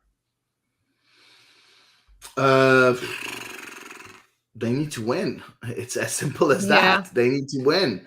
They need to win and impose themselves as being the favorite for those games, because Canada is supposed to be a lot better than Nigeria. So that's very important. But also, try some players, Mm-hmm. give them minutes, make sure that they have the qualities that you're looking for that new era of the women's national team. It's as simple as that. So we did see that in the previous window, with a lot of players, getting minutes. The Shuriekas, the Marie-Yasmine Alidou with the Victoria Picketts. I want to see a bit more, and I want to see what they're able to bring again, to see if they have a place in the squad, because World Cup qualifying with the CONCACAF W competition is coming very, very soon, in June. So this is the last time they're going to be able to do something before the qualifying. So yeah, interesting window. I would have liked to see another opponent than Nigeria, but I don't know. I think Nigeria is an interesting opponent myself. If you look at obviously I don't watch the Nigerian women's national team really outside of World Cups, but a lot of their players play at a high level. They do have lots of players playing in the Nigerian league, which I can't speak necessarily to that quality, but they do have players playing with Sevilla, playing with Atletico, playing, with Benfica and Gotham FC and Dijon and so on. So, and Barcelona for that matter. So they do have very, very good players in their squad. So I don't know if you mean like you wanted it to be more of a CONCACAF opponent. no, I wanted a top team. I wanted Okay. the Netherlands. I wanted Sweden. I wanted Germany. I wanted the USA. I wanted top teams. Well, Like to be fair, they were exposed to it at the Arnold Clark Cup. Yeah. So Yeah, they true. didn't dodge these teams either. Yeah, exactly. But I think to test new players for the squad, you need to test them against very high competition. Yeah, that's a fair point, man. But also, I mean, with this being, at the end of the day, this is marketed as a celebration tour, and you typically want to choose an opponent who you have a good likelihood of beating if you're going to be celebrating. Although, like you said, you want it to be a little more serious, and Bev Priestman's at least speaking like it's going to be a little bit more serious. She's kind of got her eyes on the prize with the CONCACAF W coming up, so we'll see. Interesting. Chan has a question or comment here. He says it will be interesting to see more closely if Chloé Lacasse can be a starter. And it brings me, Chloé Lacasse was born in Ontario, but it brings me to ask you guys the place of our selected Quebecers, so we can answer Chloé Lacasse too. But where does Gabrielle Carl, Evelyne Vien, Marie-Yasmine Alidou, and Vanessa Gilles, we know she was born in Châteauguay, and those, but mostly Carl, Vien, and Alidou, where do you see them in Bev Priestman's pecking order? Vien had a really good match with Christian Stad yesterday. She was involved in a 2-2 draw, and they got a draw even though they went down a player, I think, for a whole half. So overall, Vien seems to be in good form now that she's getting regular club minutes, which is great. And obviously, I think the players who are playing in Europe right now would probably be in better form than the players who are currently playing in the NWSL Challenge Cup, because that kind of just started a couple of weeks ago, versus, of course, European competitions have been going on for a while. That's just my thought. And Chloé Lacasse obviously plays with Benfica, which is European. Yeah. Looking at the Quebecers or the French Canadians, because as you said, Chloé Lacasse is not a Quebecer. I think Evelyne Vien has proved herself already to be in the squad most of the time, as Yves said. Chloé Lacasse, it's a bit more difficult because she's 28, so and you do have some very, very, very good attackers in that squad already that, will have a place like Deanne Rose, like Jordan Heidema, Michelle Prince, of course, Janine Becky, even if she's not a striker and she played as a left back, as a right back, left back at one point. But I think Evelyn Vian is right now part of the women's national team. The others, like you look at Marie-Yasmine Naidoo, she did very well in that game where she played. So it's going to be interesting. The only thing is, I think that she's been injured, if I'm not mistaken, Sam. I think we're going to talk about it a bit later. So that's going to be interesting to see what she's able to do. Gabrielle Carle is like a non-brainer. Like, she's if not a first team regular, she's in the mix for sure. She's very close to be in a first team regular. Vanessa Gilles, of course, she's a regular. Like, there's nothing to say. Yeah. So we can move on quickly. There was a tweet by W Soccer with the injury report. For anyone who's been wondering, because there's been a lot of injuries recently, what we know now is that McLeod's still listed as having a right knee injury on the Pride report. Alidou subbed out in the 32nd minute in her Austrian Cup game. Pickett returned to KC's 11 after suffering a concussion, and Adriana Leon has had 3 consecutive starts for West Ham. So this is where we are now. So it's going to be interesting. It's going to be really interesting to see to see Bev Priestman's work again, and knowing that it's a celebration tour.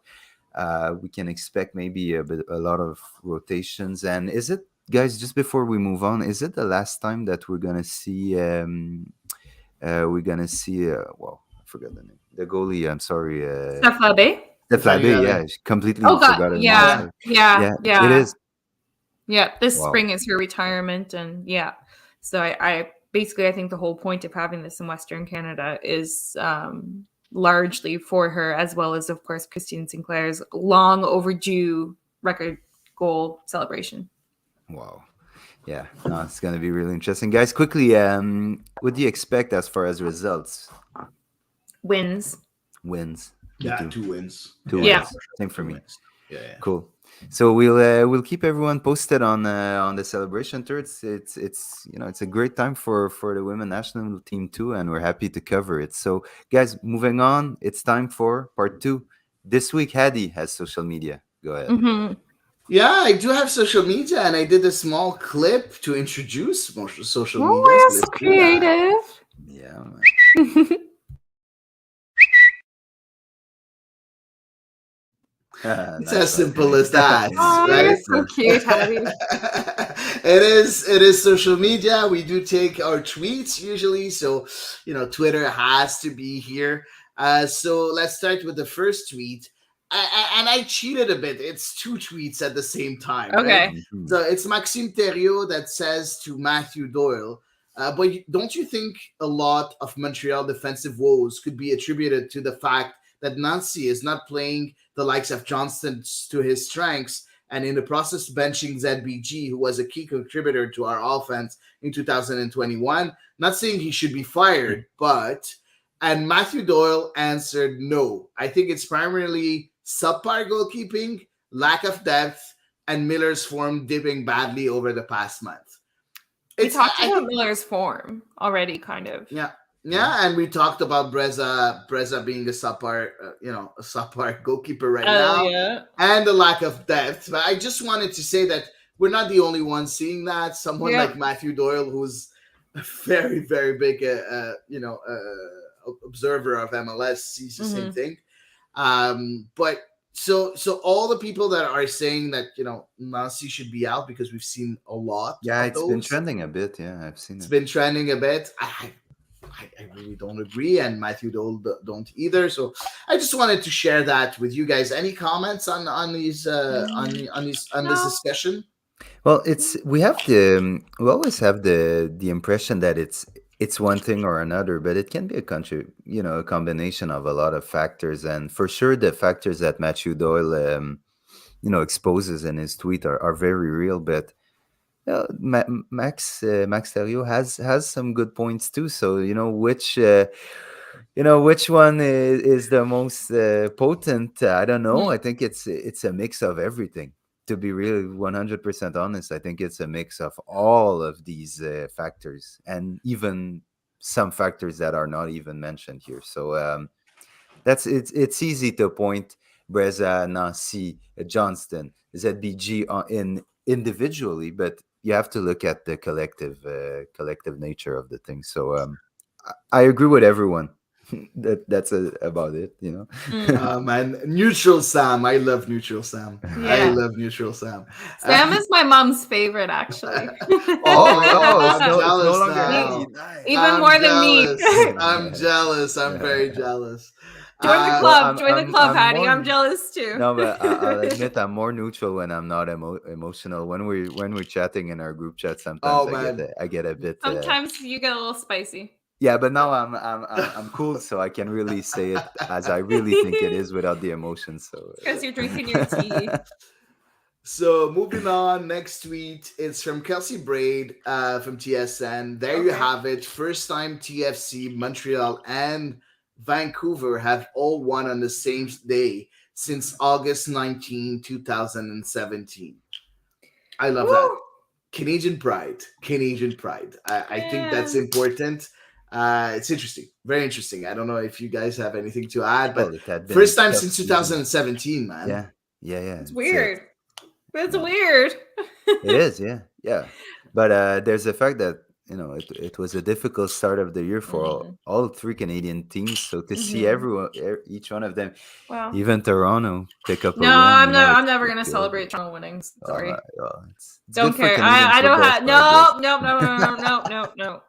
Okay. No, we are out of national team mode. We are back in club mode. I'm not celebrating TFC winning. Okay. Number 3, I don't know if this is a bold prediction or not, but Mihailovic will get 10 goals and over 10 assists this season across all competitions. From Patrick, P-Dubs 13, someone that really listens to our show a lot. Eve, I want to hear you on that. Do you think it is a bold prediction? Well, he's on course if he keeps up his output. 10 Eve doesn't like to give predictions. No, I really don't. 10 assists. No, okay, sorry. I'm gonna specify something. Eve doesn't like to give positive predictions.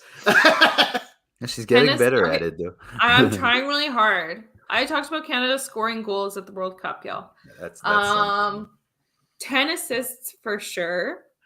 And he's at 3 of 10 goals. So I feel like it's not too bold to say yes. He's closer in goals than in assists, right? That's what I was going to say. Assist. Yeah. Go ahead, Sam. Go ahead. Yeah, but that's exactly my point. I think 10 goals is very, very achievable given how he modified his game a bit. And 10 assists. I'm growing.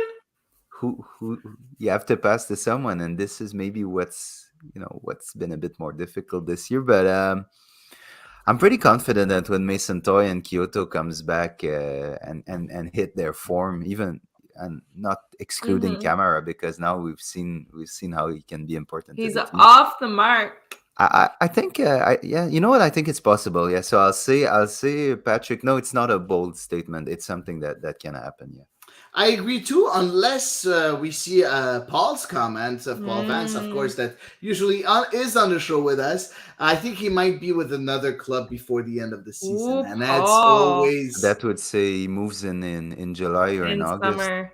That's always a worry, okay? Right? Because if he's doing as well, some European clubs might come and take a look, and I'm pretty sure that Montreal will accept the transfer if the offer is right. But there is one thing that plays in our favor, that for some reason Greg Berhalter has not made him a regular in the US squad. So this kind of plays in our favor, because if he was called up at every window, we'd be hanging on for dear life to him right now. But Sebastian Lletget, yo. There's something in him. I don't know. I don't know. Moving on, and by the way, Eve, your mom says I know you so well. So yeah. So moving on to the fourth tweet. I just, it's a funny one. It's from Raf Ernuch that says Rudy. Dude. And I don't know. I find it very funny. I think we all had that reaction. I think Yeah, on the but pedal. okay. Well, at least he didn't punch him this time. Yeah, but you know what? I don't want to come back on what I said before because I think it's a comedy of errors that made that goal. But probably Kamal Miller has to put in a tackle like Rudy does. And do we say that about Miller? Do we say Oh that yeah, about? for sure.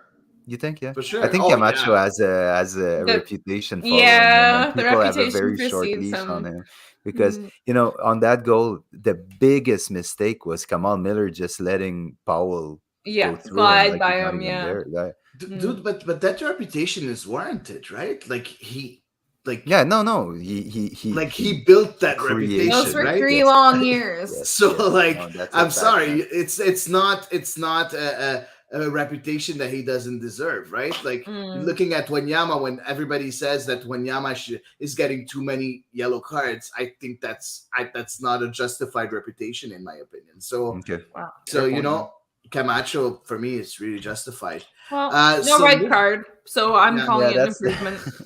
Yeah, you're right. Number 5, and it's from Sarah Morris Jr. Kei Kamara opened his CF Montreal account with an outstanding strike and 2 assists as Montreal secured their first win of the 2022 MLS season in a 4-3 win at FC Cincinnati. It was Kamara's 131st MLS goal and 2 goals away from tying Jaime Moreno for fourth place on the all-time chart. What a great game for Kai Kamara. We didn't talk about him enough, I think.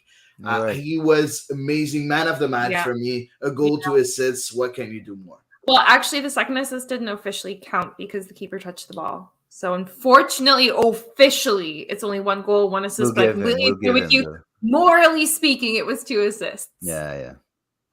But just for statistical purposes. Oh, and it's impressive because we often see strikers. That's the position that people tend to struggle to stay very performant at their ages. But Kamara has clearly done something very very very well outside the field to keep himself in that amazing shape that he is, and I think it's 100% warranted, and there's a reason why Montreal fans have been begging to have him in Montreal, if not to score for us, just to not score against us. So yeah, I mean the man clearly deserves everything that's happening to him. He's a model professional. Yeah, what I liked about his presser, he said that Chris Wondolowski sends him SMS every time, that's nice. and he roots for him to beat his record. So I really love that's that. something, man. I like that brotherhood. Yes, of like the old man strikers. Yeah. Oh man, are you calling me old, Eve? No comment. Footballing old. If I lean in close enough, you'll see my gray hairs. Moving on, and last tweet, it's from Smoke City FC. Sure, Larin may have scored more goals than Kane and Depay in World Cup qualifying, but he didn't have to face word powers in qualifying such as San Marino, Andorra, Latvia, Gibraltar, or wait, huh? I love that take. Cayman Islands is I love that take because a lot of people looking at World Cup qualifiers in Europe being, of course, very difficult, but you do have some very small teams too. Yeah, Gibraltar. I cheer for San Marino. Like, I get so excited every time San Marino scores a goal because they never win a game. Yeah. But Gibraltar is even worse. So even worse than San Marino? Oh yeah. No way! Yeah, I have a new favorite. Oh yeah, man. Oh yeah. I don't think they ever scored a goal if I'm not mistaken. But it's just the nature of World Cup qualifying. You don't. Exactly. You shouldn't be comparing left and right. There will be smaller clubs everywhere. I'm from the Seychelles. They try to qualify, but they get smacked by. I think they lost something like 5 or 6-0 to South Sudan, which is not an African powerhouse at all. So these teams are there to try. That's I'm the best not. we can do. I'm not going to share all the comments from Paul because Paul, of course, is defending European qualifiers. That's for sure because he's in Europe right now. I And he doubt forgot he's all about defending Canada. Harry Kane, a Spurs player. Oh, Or yeah, an he is. Englishman, He for is. that matter. He is. No, Um, but he's right saying that, yeah, of course, it's not as small. The countries in Europe are not as small as those island nations like of course, the Cayman Islands and everything. But Yeah. still, like Gibraltar, Faroe Islands. I'm like, telling come you, on. San Marino is smaller. I'm telling you, it's Yeah, smaller. it's very small, very small, very small. So, and Chan adding Gibraltar Yes. players working as doctors and firemen.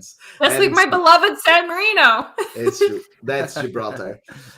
So that's it for me for social media. I don't know if you guys have anything to add on those No. tweets. I'm ready. Let's move on then with the next segment, and it's Eve that have prepared. I think who said that, right? Correct. So will you please play me my Eric Cantona quote? When the seagulls follow the trawler, it's because they think sardines will be thrown into the sea. Thank you very much. Every time I hear this, I love this guy. Like, man, this guy is like, wow. And of course, he's Marseillais, so no more. And he played for Manchester United. Yeah. And he played for Marseille. I think he just made funny quotes. True. Alrighty, I'm gonna start us off. And okay, first things first. The person who said winning isn't everything never won anything. Pop quiz. What nationality did that player quote come from? Sorry, can you repeat? Because I was reading like the comment of Paul that's like 20 lines. Okay. So sorry. No, okay. Paul's gonna express his feelings. I'm gonna quote again. The person who said winning isn't everything never won anything. So we need to say which nationality. No, I'm gonna give you the three choices. Okay. I was just wondering because as soon as I read it, I said, "Oh, I know exactly which kind of which nationality of person said that." When that's probably me being a little rude. So your three choices for this particular quote are Mia Hamm, Megan Rapinoe, or Carly Lloyd. I say yes, it wasn't American. I'd say Mia Hamm. Okay, Hady? Megan Rapinoe. It was Mia Hamm. One to Sam. Competitive Sam. I'm not good at that. Okay, so watch out, Hady. I'm going to start the next one with you. You're going to guess first, okay? Go. The role of a goalkeeper is difficult to judge, above all if you haven't been a goalkeeper. It's like me giving an opinion on someone's job without having had any experience in their sector. You start to realize how many stupid things are said and written about goalkeepers. Your three choices are Peter Schmeichel, Gigi Buffon, or Oliver Kahn. Oliver Kahn. Okay. I was going to say Oliver Kahn before you gave me the choice.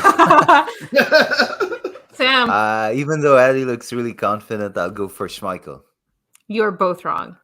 It's Buffon. No way. Buffon. Mm-hmm. Really? Okay. Really?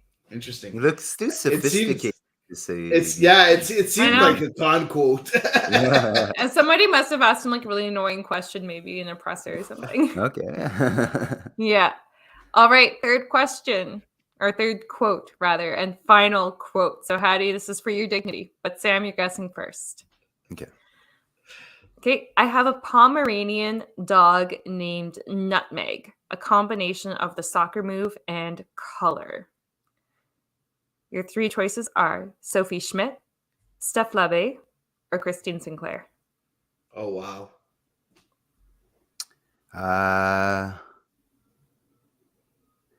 Sophie Schmidt. Okay. Cincy. Yes, Hady. Yeah. Congratulations. I knew she has a dog, so I don't know Okay. about the other players, but I knew that Cincy had a dog. So Yeah. Couldn't be Labe in calling it nutmeg, you know. So.